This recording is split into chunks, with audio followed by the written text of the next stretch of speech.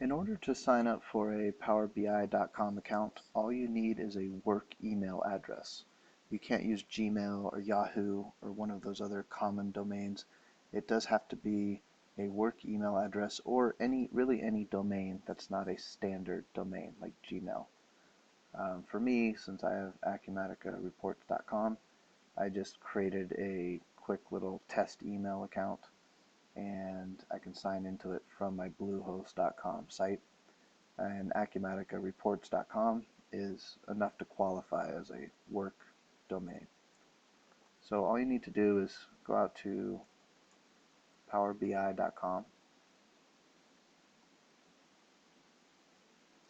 The page on PowerBI.com tends to change pretty often. They are always trying to make it look a little more fresh and updated.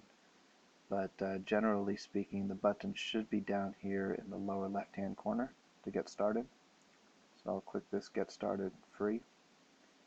And it's going to give me two options here. Power BI Desktop for Windows is a little more advanced, and we will go into that in future videos. For now, I'm just going to use PowerBI.com in my web browser, and that's the option on the right.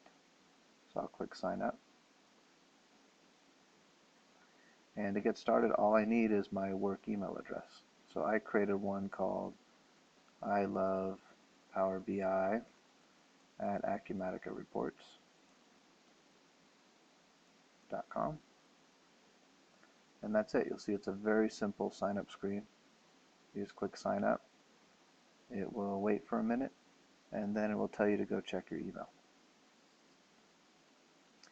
So now I'll just click over to my email client here, and you can see it sends me an email. It comes from the Office 365 team because Power BI is actually running on Office 365. But for your free account, you don't need to have an Office 365 subscription. You just need to put in your email address. So if I open this email, it's going to give me a link that I can click on. I'll just say, yes, that's me. I'm doing it in an incognito window only because I already have a PowerBI.com account. For you, you can just click on the link. And then you can just put in your first and last name, something like that, and put in a password.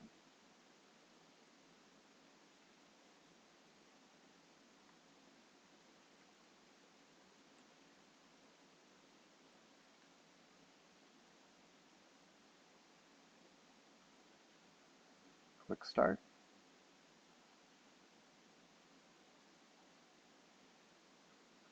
And it's going to go ahead and set up your account. This used to take a little bit longer, but I think as the servers on PowerBI.com have just gotten bigger and faster, you can see the bar there. It moves pretty quickly, and it doesn't take too long to provision your account. Now normally when you log in, it's going to take you right to your dashboard. Because we have no data in our dashboard, it takes us to the Get Data screen. And first I'm going to close this little advertisement on the top. And this is the Get Data screen. There's lots of different areas that you can grab data from using Power BI. Since we're just looking at Acumatica, I'm just going to use the Acumatica one. And for that I need this second option under Services, so I'll click Get here.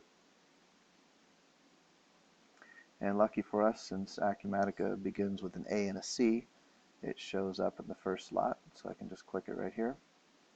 But if you scroll down, you'll see there's a lot more options out there as well. There's a little explanation on what Acumatica is, and then we just click the Connect button. Now what it's going to ask for is your OData feed URL.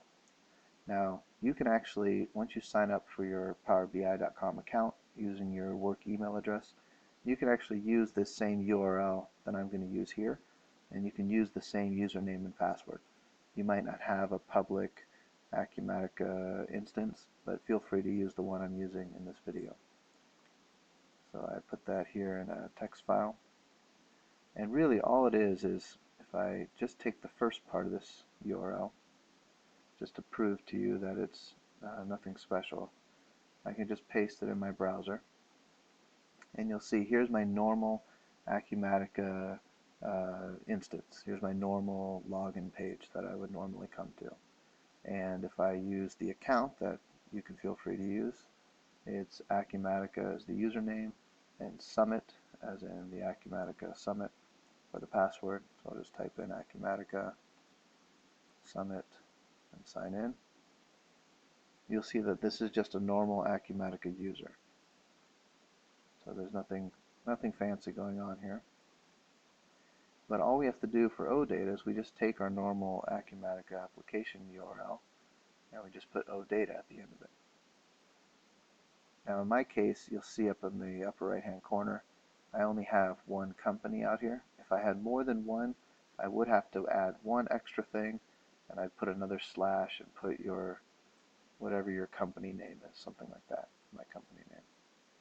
But for me, I only have one company, so all I need to do is put slash OData. So I'll copy that, come back to Power BI, and paste it. We'll click Next here.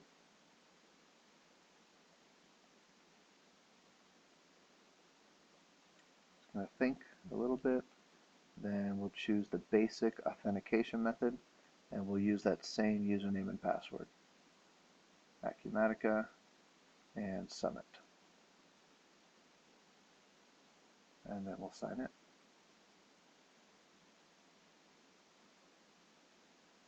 Now, what it actually does is it goes out and it takes the data from your Acumatica system.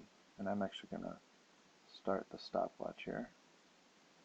And it's going to actually bring it all into PowerBI.com. Now, this is important. Some companies are very sensitive about their data, and they don't want it up on any server, so you would not want to use PowerBI.com in that case.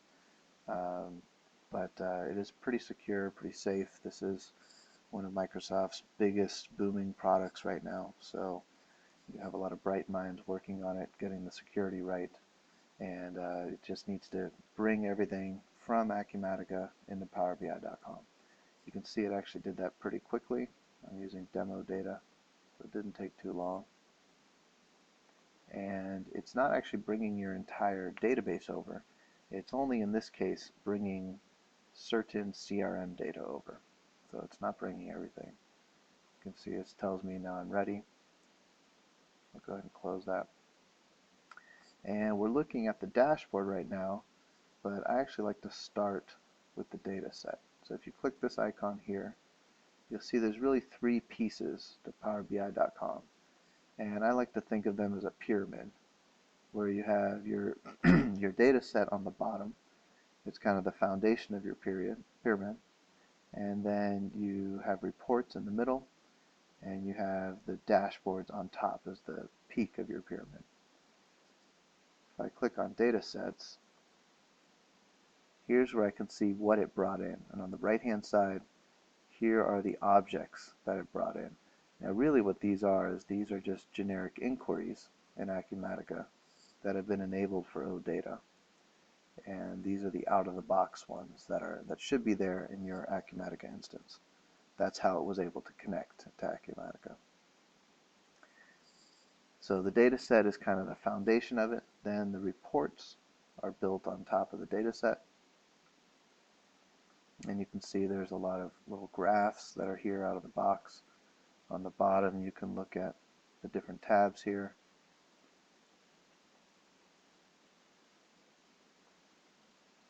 And then finally, all you do is you take these objects and you can actually pin them using this icon here. And when you pin them, they land on the dashboard.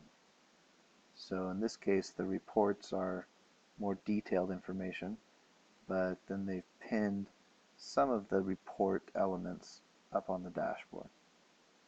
You can see this is demo data, and because the data is a little old, we don't have anything in the last 30 days. Otherwise, these KPIs would have some numbers there.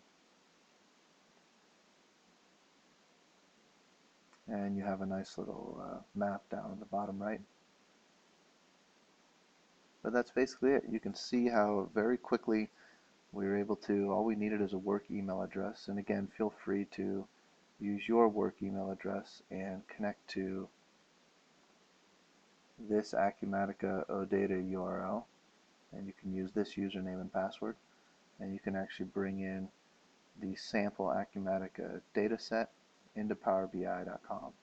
Now it is very limited. It's just CRM data in the out-of-the-box, what's called a content pack.